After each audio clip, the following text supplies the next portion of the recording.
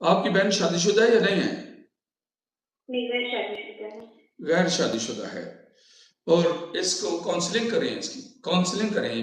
یہ کئی چیزوں سے ہٹی ہوئی ہے جو ہونی چاہیے اس عمر کی بچیوں میں، اس سے ہٹی ہوئی ہے، جس کی وجہ سے اس کے اس بہیو سے، بہیویئر سے آپ کی والدہ پریشان ہے اور آپ کے بھائی کی وجہ سے بھی پریشان ہے. یہ ایک گناہ ہے، چغلی کرانا گناہ ہے. اس سے ہم سب کو بچنا چاہیے.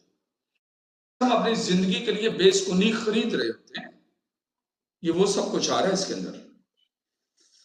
اور آپ کی بہن جذباتی غصے والی سارا کچھ، اس کی کاؤنسلنگ کی آپ کی ضرورت ہے اسے. اگر اس کا نہ کروایا گیا یہ، اور تو پھر اس کی لائف میں چینجنگ کیسے آئے گی؟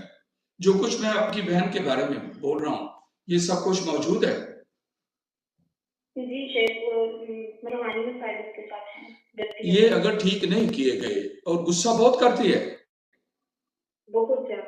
ہاں یہ سب کچھ آ رہا ہے اس کے اندر. اگر یہ ٹھیک نہ کیا گیا تو پھر شادی کے بعد اس کا اگلے گھر میں صحیح طریقے سے کامیاب بیوی بن کے بسنا مشکل ہو جائے گا.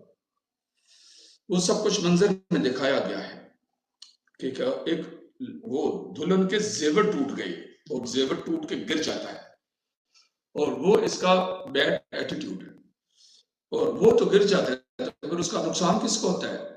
وہ خامد کو، جو اس کا خامد بنے گا.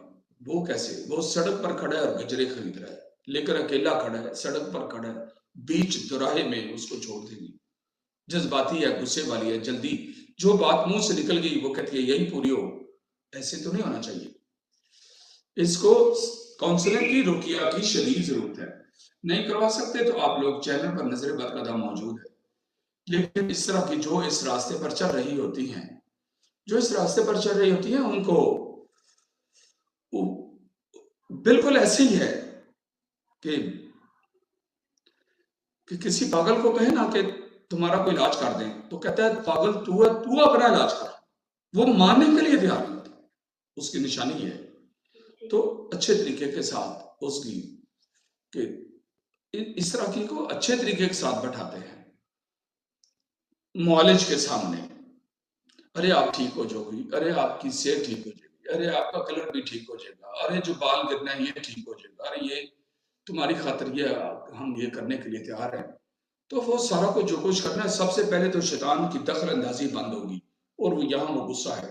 اللہ کے رسول صلی اللہ علیہ وسلم نے فرمایا الغضب من الشیطان او کما قال علیہ السلام. ایک آدمی آیا، اس نے پوچھا یا رسول اللہ مجھے نصیحت کیجئے. اور اس سے نہیں یا رسول اللہ قال لا تغضب